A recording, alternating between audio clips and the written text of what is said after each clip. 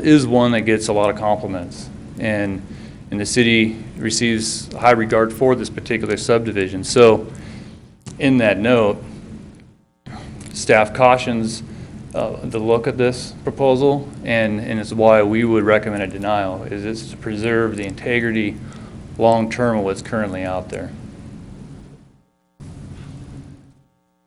So on that would conclude staff's introduction and staff report. Would you have any other questions for me? Any questions for John at this point? No. None. Okay, thank you. Thank you.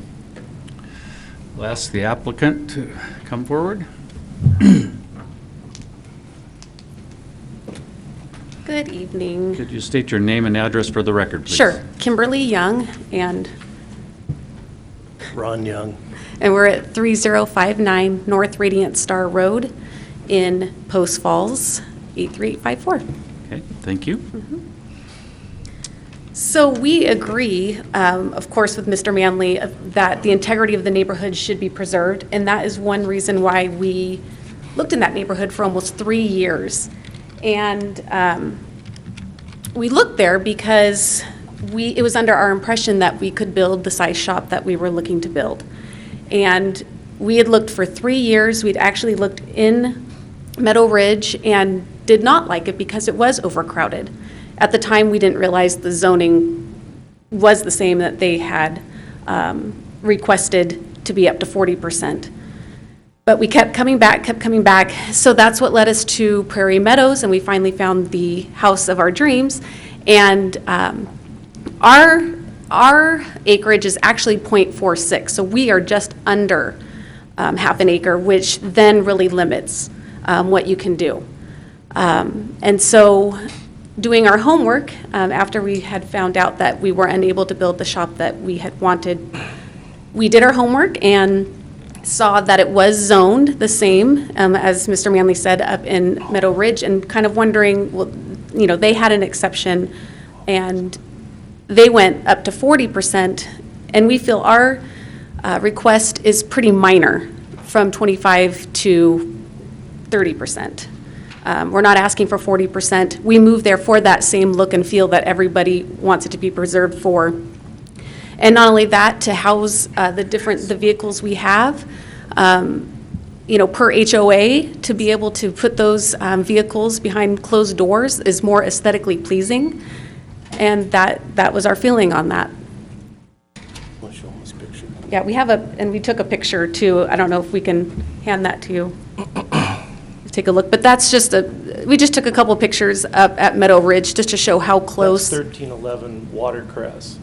And that shop right there is bigger than what I want to build on a .46 lot, on a .30. It's 42 by 50. And if you look at that, if that's appeasing and that's, R1S, and that's what everybody's looking for, that's not what we were looking for. We're behind a 6-foot fence. We wanted to make everything look just architecturally perfect. We're going to eventually get a motor home, and to get a 14-foot door and to build a 16-foot high shop, and being a 30-foot wide, it's almost a church steeple. I mean, I can build it there. HOA will let me, but that's the room I have to build what I want to. Mr. Manley talks about the footprint of a house. Well, you have to have 80+ square feet of porch. You have to have a 2-car garage and 1,600 square feet for a single-level home. Mm-hmm. So when you do all the math, our home is 2,080 square feet, but with a 3-car garage, we are at 3,750. So there's no homes in that area that are 1,800 or 2,000 square feet. They all are a footprint from the sky. And then looking back at the staff report, actually from 2010, and when the planning staff supported the change in Meadow Ridge as a minor PUD amendment, and did not believe that it would conflict with the overall PUD plan, and actually the increase was the maximum lot coverage from 40 to 50%, is what it states here. With reduce side yard setbacks to 0 feet to accommodate attached accessory structures, and reduce the rear yard setbacks to 6 feet or 12 feet between structures as measured along the rear property line. You know, as far as setbacks, we don't plan to go, we don't want 0 setbacks or 6 feet. And they found that, the staff found that the increase to the maximum lot coverage from 40 to 50% was unsubstantial. So I guess when we're looking from just 25 to 30%, I didn't feel it was a substantial request. Okay. So, did I miss anything? Any questions? Questions at this point?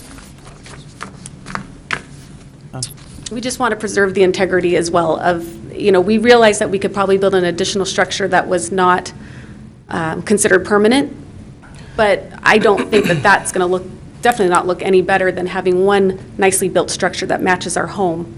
And it's behind our fence in the backyard. So, thank you very much. Thank you. Thank you. Okay, at this time we'll take testimony. Shannon, do you have anyone signed up to speak in favor of? We have none. How about neutral? None. None. Opposed to? None. Okay, we have no public testimony at this point. I guess at this point then we'll call for any questions for the commission from staff. No, none. Questions from staff? All right. I'm going to close the public hearing. Russ, did you have a comment? Mr. Chairman, I just wanted to make sure that it's clear to the Planning and Zoning Commission that the request tonight is to change the overall R1S lot coverage from 25 to 30%. We're not just talking about one lot or one neighborhood or one area. This would be an overall requested change within the R1 zoning district, and I wanted to make sure that that was clear. So if there's any questions, I'd be happy to try to answer them here, John. Questions for Russ? Don't hear any? Okay. I'll open it up for discussion for the commission.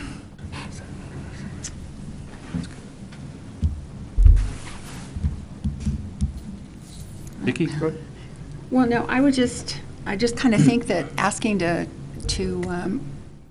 shrink down the size of the open area on their lot, or any lot in there, is kind of like making it be like the other subdivision that they weren't interested in, or, you know, that it's going to start being crowded. And there's a lot of other lots in there that would be under this same thing, that are close to that size, that then could increase their footprint, and then we're going to have a big crowded thing again. And I think part of the reason people move there is because they have all that room. They don't want things, you know, big things real close. And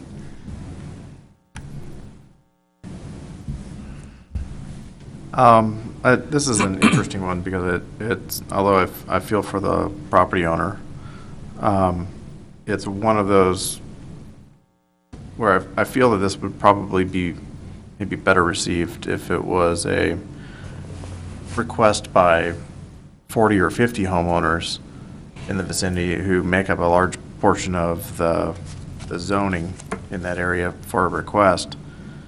Meadow Ridge was specifically, that was a PUD that specifically made certain, they built a park, they did certain things, there were certain architectural restrictions in that subdivision in exchange for some, I guess they would, variation from the zoning code and in that regard.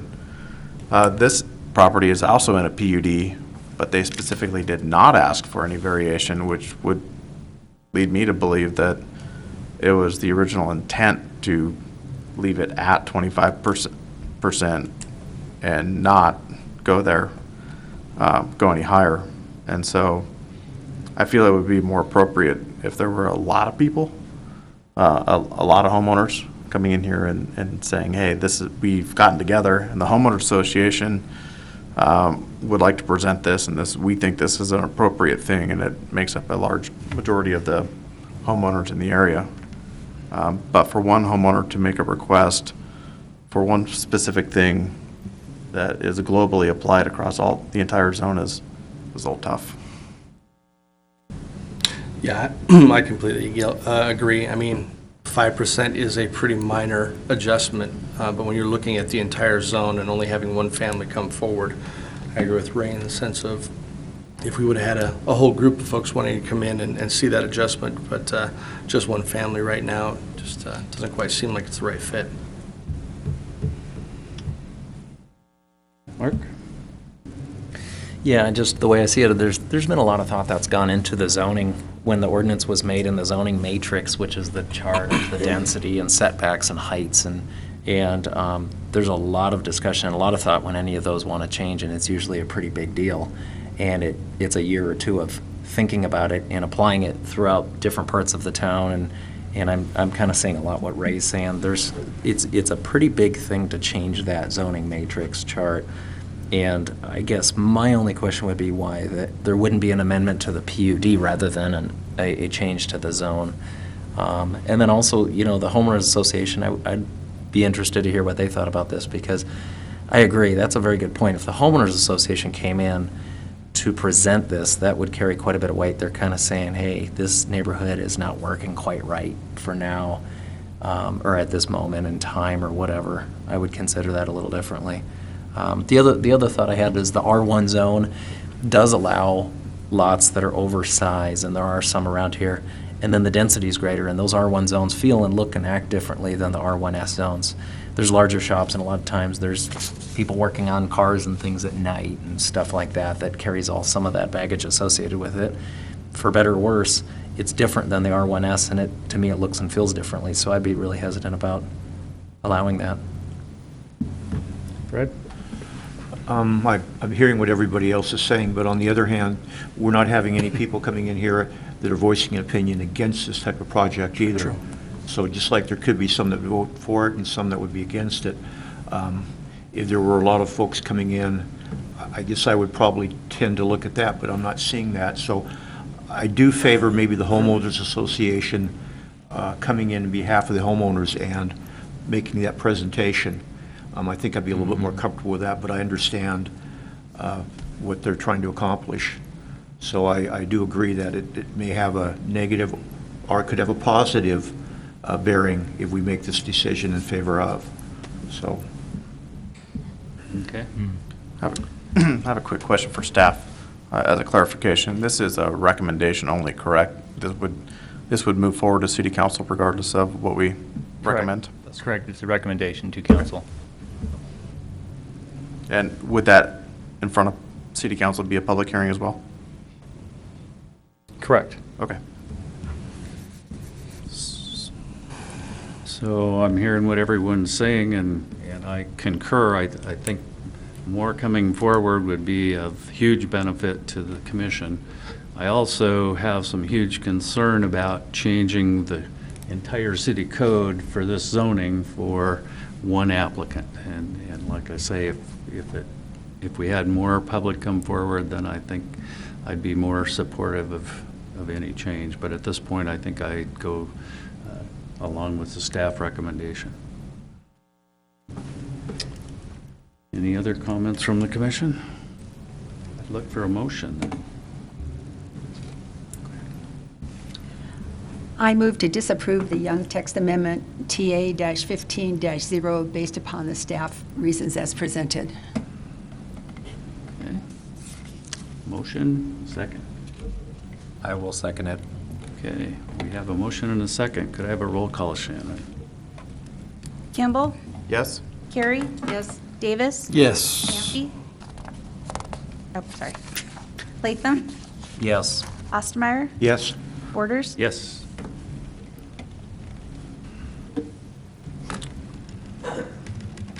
Okay. That will conclude our hearing for the Young text amendment. Mr. Chairman, Yes. if I may make a comment to the applicant. Sure. Just off, before we jump into the next one, I would encourage you to grab your neighbors and rally some support and take this to, and get them at the public hearing at City Council. Because although we are a recommendation board, I think we've made a pretty good argument here for if you can get some neighborhood support, then that carries a lot of weight. Okay, at this point, I'm going to open the public hearing for the Rieben annexation.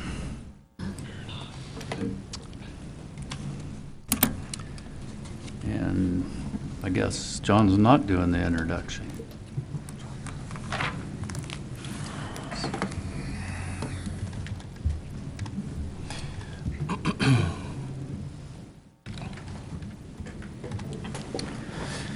Good evening, Commissioners. My name is Tavis Schmidt. I'm Planner 1. I appreciate the opportunity to present in front of you tonight. I'm presenting the proposed Rieben annexation, case file A-15-03.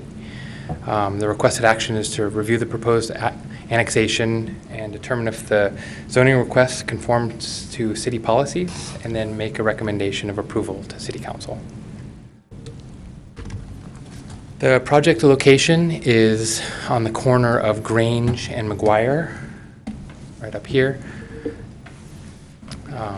The city limits is the far western side of McGuire. So this is, creates a little county island, county pocket within the city limits. The adjacent zoning, and all R1S, everything in the city. The county is residential, suburban, agricultural in there, and then here's the subject property with the city limits right there along McGuire. The subject property is about a 1/4 acre in size. It's currently has it's a community facility. It's the old Grange there, but it's also would be allowed for residential use. The proposed zoning is R1S, single family suburban. The surrounding land uses are everything within the city. To the north, east, and south is developed single-family residential, and then to the west in the Kootenai County areas is residential agriculture. The water provider's East Green Acres Irrigation District, and there's sewer available provided by the city of Post Falls. So the annexation is to, or the applicant request is to annex approximately a 1/4 acre parcel into the city of Post Falls and designate the R1S single-family residential suburban zoning. Planning staff analysis is that the property is within the Post Falls area of city impact. It's contiguous with current city boundaries. We followed all the public noticing procedures. The built environment, there's already sidewalks fronting along McGuire and Grange Avenues, so the transportation network is already in place and all the existing needs can be met. There's going to be very little impact on the current level of service. This is a minor annexation, just a small 1/4 acre lot, but with that, the proposed development will require a sewer connection, and that will reduce any effects on the regional aquifer. And staff feels that it meets the intent of the comprehensive plan. Staff did have some discussions about bringing in a small 1/4 acre lot in our R1S zoning district that requires 1 acre minimums in regards to creating a non-conforming lot. The applicant owns the adjacent lot that is also approximately a 1/4 acre. So combined, there would be about a 1/2 acre there. And according to Post Falls Municipal Code, any legally created lot prior to the effective date of the zoning code can be used within conformance of the uses permitted within that zoning district, provided that all yard setback requirements are met. And the applicant intends to whatever project they do, they will meet all setback requirements. Additionally, non-conforming lots may be used and have a structure erected if such lot is contiguous to another lot of the same ownership as this project, or as this is, then both lots will be considered under the same ownership for building permit purposes. So staff would require a lot consolidation permit before the issuance of any building permits. And that would just take the proposed annexed lot of a 1/4 acre and the existing 1/4 acre lot, and they would have to consolidate those. Our engineering department determined frontage improvements were completed with the adjacent subdivision. No adverse impact on city's transportation. Sanitary sewer is available to the site and is actually already stubbed in place. All existing facilities have capacity to provide service. And we received no other comments from any other agencies or departments. Do you have any questions for me at this time? Question for staff at this point? Travis, what was the zoning in the county? Was it ag It's, suburban? yeah, residential ag. Oh, okay. Yeah, I On the can go inside. back to the, Or currently, I guess. the surrounding zoning there, about halfway down. It's a single-family, Kootenai County agriculture suburban zoned properties there. So. Okay. Guess at this point, we'll hear from the applicant, please. Would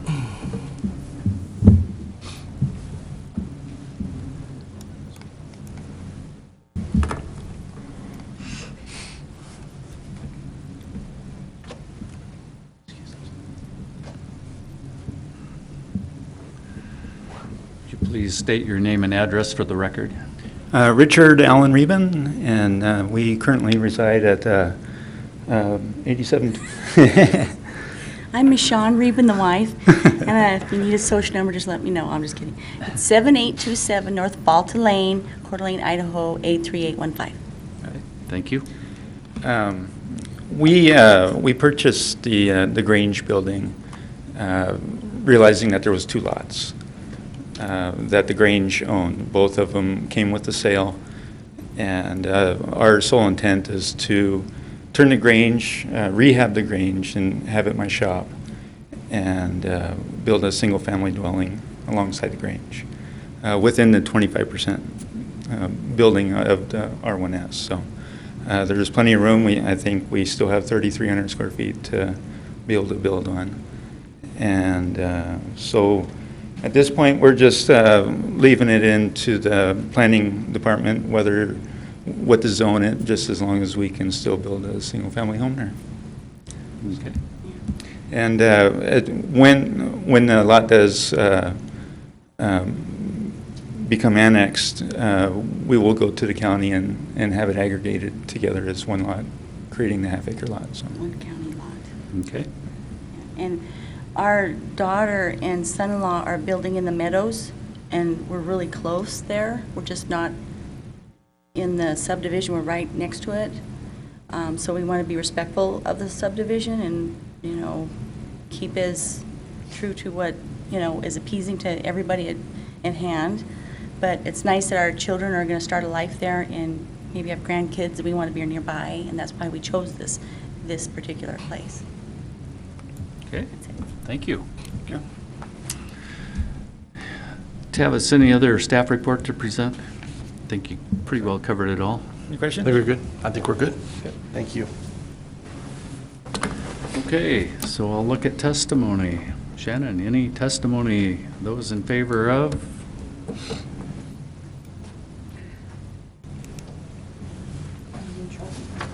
Okay, we have none in favor of, but we do have one neutral. And Marilyn Hunt at West Falling Star Loop.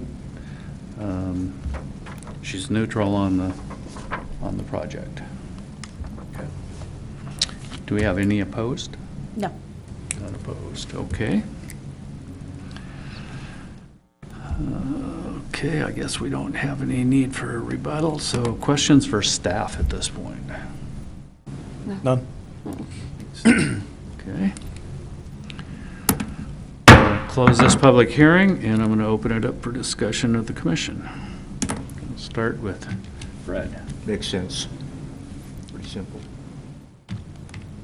Yep, it's a good project. My only question was, the R1, I know that would make it not contiguous, but as long as the applicant is happy with the R1S, it is a half-acre lot or a quarter plus a quarter-acre lot, and if they can make the setbacks work and the density and things like that, then that's okay. It seems to me it fronts a more busy street, and so maybe an R1 might make more sense to me personally, but if they're happy with that, I'm okay with that too. I'm just sad to see the old Grange Howell go. I voted there for many years. And, it's not going away. Sometimes those walls felt like they were a little shaky when you walked in. I was a little spongy on the floor too. So. say they have a man cave, that's the first Grange building. Yeah, it is, and I think that's why Grange Hall got its or Grange Avenue got its name and things like that. So that is nice to hear that you're fixing it up and keeping that, because I don't know what year the building is, but it's been around a while. So Yeah, it's been great. around a long time. So Well, I think it's a great infill project as well. It Yeah. just cleans up some of that city limits boundaries, and I think it's a great use. right. I run by there all the time, so, yeah, I'm excited for this project. I think it is a natural fit. Great. Yeah, and I kind of echo Mark's comments. I think that I have a little bit of trepidation with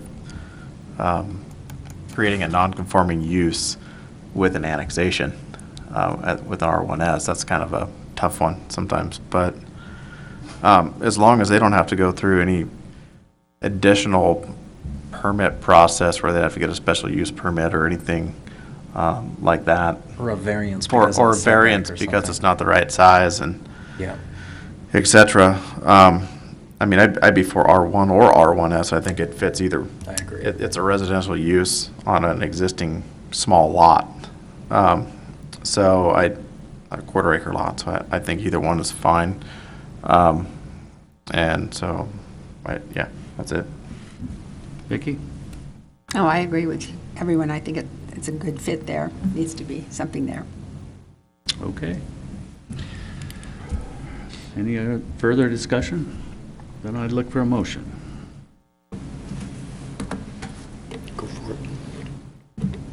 Cheat sheet. I would move to approve the Rieben annexation A-15-03 as presented and as with the conditions contained in the staff report, with the request zoning designation of single-family residential R1. Second.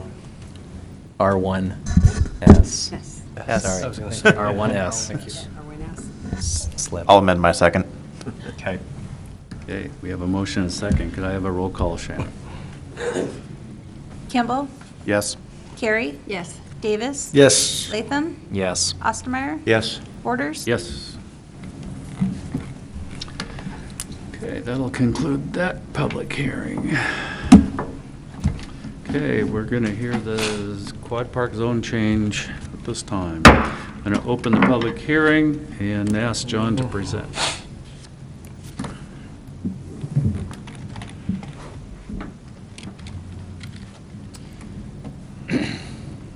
So the proposed quad park zone change, case file ZC-15-02. The applicant is Tri-State Consulting Engineers.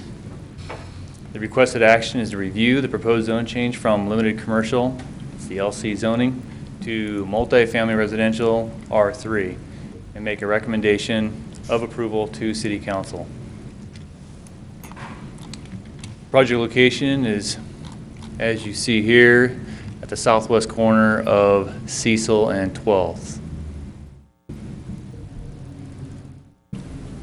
And looking at the current conditions of the site, you can see that just due south, you have Mullen Avenue, you have a life care center, an RV park, you have Walmart, various strip mall commercial development just east of there. And then just due south, you have a bank, you got Center Targets, and various other commercial activity just abutting to the south, as well as some vacant limited commercial land at this location.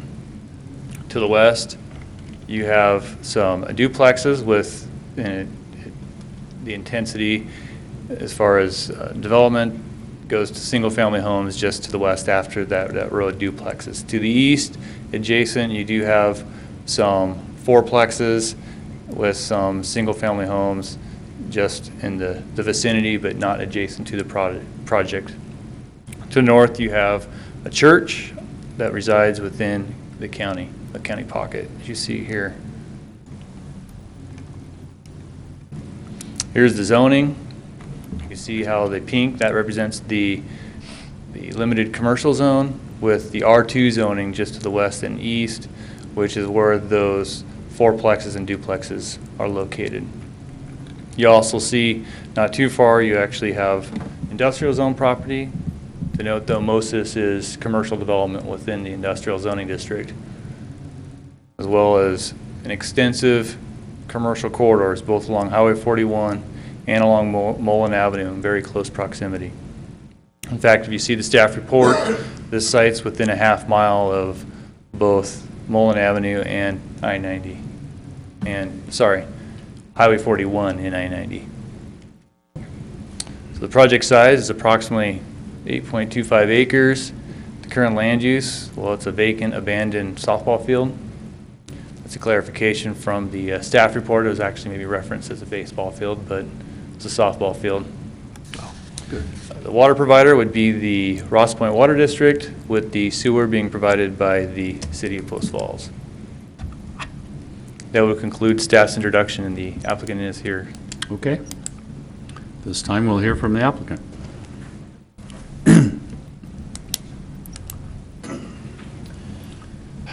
Good evening. My name's Steve Circle. Address is 1859 North Lakewood Drive, Suite 103, Coeur d'Alene, Idaho. As John presented, I'm the applicant representing the owners. I'm with Tri-State Consulting Engineers, and I've reviewed the staff report and I reviewed it with my clients, and we don't have any objections to everything that's stated in there. We hope this is an infill project at its best, to be honest with you. The owners don't have any desire to develop it yet, otherwise they'd be here for showing you what we want to do. But they definitely feel that changing the color of the map, so to speak, would be a step in the right direction. I think they would complement your comprehensive plan, which is stated in your staff report, as I've analyzed it, and Mr. Manley here. And close proximity to the commercial venues and whatnot that's stated, I think it's a good logical fit. So not to waste too much time, I just stand for any questions you might have. Questions for Steve at this point? Done. Thank you. Okay, thank you. John, we'll have the staff report, please.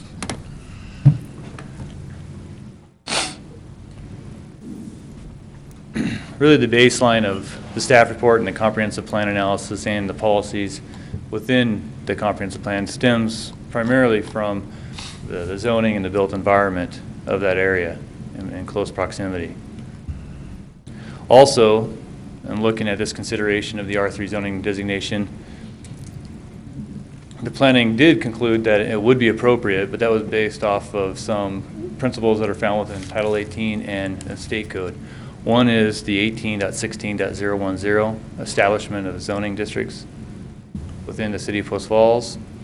And an excerpt is that zoning is assigned following consideration of such items as street classifications, traffic patterns, existing development, future land uses, community plans, and geographic and natural features, all of which was deemed appropriate for the request. And looking at 18.20.100 within the municipal code, is that amendments to the zoning map should be in accordance with the future land use map and the goals and policies found in the comprehensive plan. So going back and looking at the proposed location, one of the tenets within the Post Falls Municipal Code is to encourage walkability, and in locating multifamily where the reliance on the vehicle decreases and there's opportunities to work and walk, and this location would fit that criteria or policy within the municipal code. Plus, there's also policies, housing policies and residential policies that speak to creating a range of housing prices and levels and product within the municipal code. That, and within the city we have 1 acre lots, quarter-acre lots. We got various multifamily projects in different locations. This one happens to be in a location extremely close to 2 commercial corridors. Per section 676511, the zoning ordinance, this is within Idaho code, is that in review of zone changes or zoning would be to see that they're not in conflict with the comprehensive plan. And looking at the staff report, you can see that this proposal is not in conflict. Also that there wouldn't be a conflict with the delivery of services by any political subdivision. There was no such conflict found in the research for this proposal. And also for the school district, there wouldn't be a conflict. We did not hear from the school district, so due to noticing criteria that one would assume or presume that they don't have issues with the proposal. Engineering division reviewed this and found that the transportation elements of the project are acceptable as presented, that the water reclamation facility that currently has a capacity to serve the project, and domestic water would be provided by the Ross Point Water District. For the police department, they had no concerns with the proposed project. And at this time, I'd stand for any questions you have for me regarding the proposal. Question for staff? No. I hear none. I see none. Thank you. John. This time we'll take testimony. Do we have anyone here to speak in favor of? We have none. Neutral? None. Opposed? None. Okay, we have nobody to testify. Any further questions for staff at this point? I have one. John, we talked about this. There's no such thing as a buffer requirement between residential uses, only between residential to commercial zones, is that right? Yeah, at this time, within multifamily and single family, there is no buffer. There's no It's buffer. strictly between residential, commercial, industrial, or industrial in either of the other two, Yeah. when you have a separation of uses Okay. by zone. Okay, any other questions for staff? Okay, I'm going to close the public hearing, and I'll open it up for council discussion. Vicki?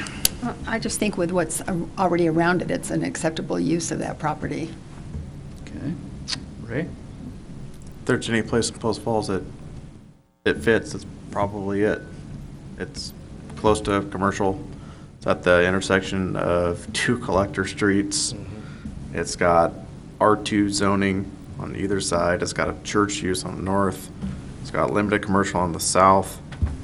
Lends itself to walkability. It'll develop a nice, you end up with sidewalks on two corners, or on the corner with two streets on major collectors. I think it'll lend itself nicely to cleaning up what has become a blighted area. Ryan? I used that very same term earlier today, talking, the whole idea of a blighted area, because it is in rough shape, and I agree with Ray in the sense of, sometimes we get a little concerned with multifamily and where we put it, but this is an ideal location in my mind, so I think it makes sense. I agree with all of your comments. I think it's a great fit for that, and it will clean up something that's been sitting there a long time looking the way it is. I agree 100% too. Yep.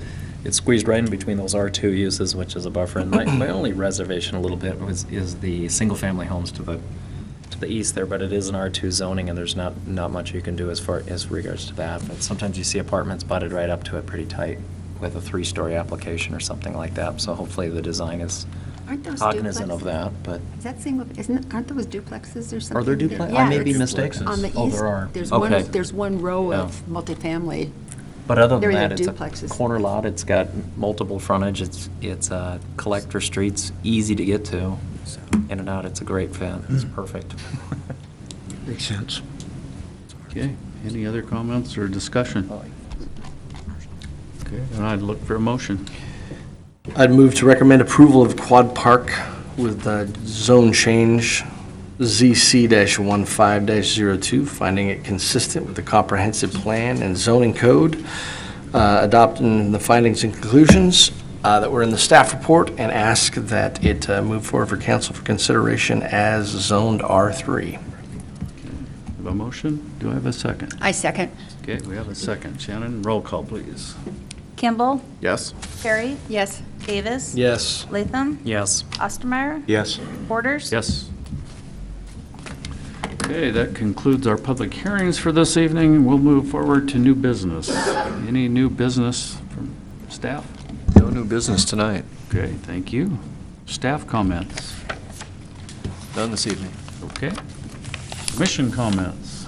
Anything for the good of the order? No? Hearing none, then we're at that last item. To adjourn? Okay, we have a motion to adjourn, and we'll be adjourned. Excellent.